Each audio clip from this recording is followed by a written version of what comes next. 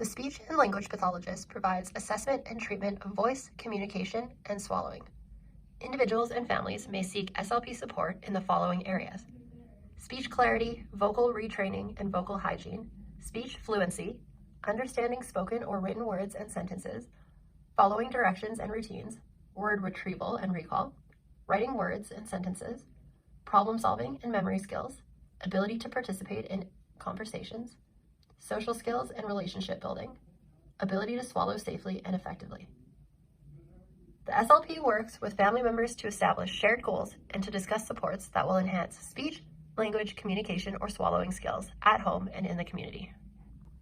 SLPs are trained to provide support for individuals with spinal cord injuries, Parkinson's disease, stroke, traumatic brain injuries, and concussions, neuromuscular conditions such as ALS or SMA, as well as voice disorders. SLPs can also support clients with speech, language, and swallowing concerns related to dementia and/or Alzheimer's disease, brain tumor resection, stuttering, and social communication difficulties. Following spinal cord injury, swallowing issues in acute stages usually resolve after surgery, but may persist after hospital discharge. Speech issues are often related to breath support for high-level injuries, i.e. C2 to C3. Long period of intubation during surgery can leave clients hoarse. Intubation also poses risks for swallowing problems. Support for clients following spinal cord injury usually involves increasing breath support and providing client and caregiver education about potential speech and swallowing issues. For clients with Parkinson's disease, much like gross motor movements, the small movements needed for speech and swallowing are often affected. Medication that affects other body movements usually does not help with speech and swallowing.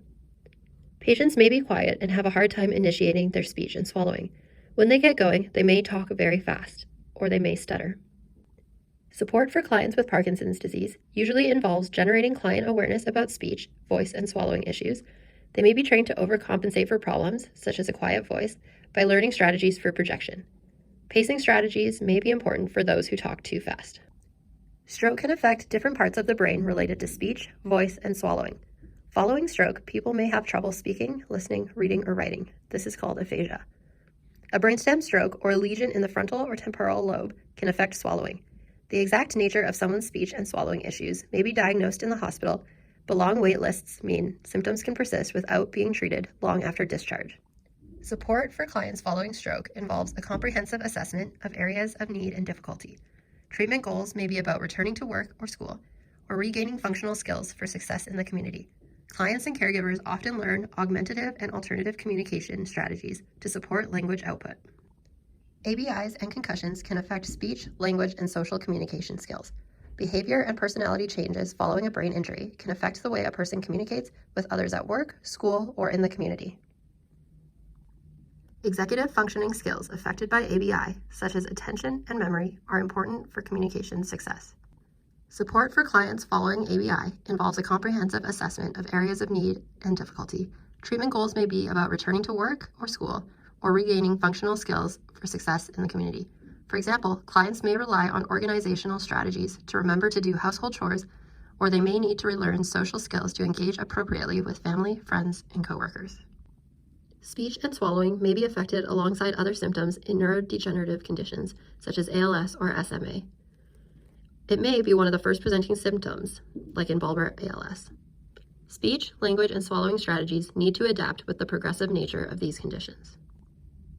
SLP support usually involves client and caregiver education about how their condition may progress. For example, clients may eventually lose the ability to talk and require augmentative and alternative communication to communicate with others. Treatment is anticipatory. We anticipate changes that may arise as the disease progresses and support accordingly. When it comes to voice disorders, voice problems can happen organically or after an injury, such as intubation. Excess muscle tension or overuse can cause hoarseness, for example, muscle tension dysphonia.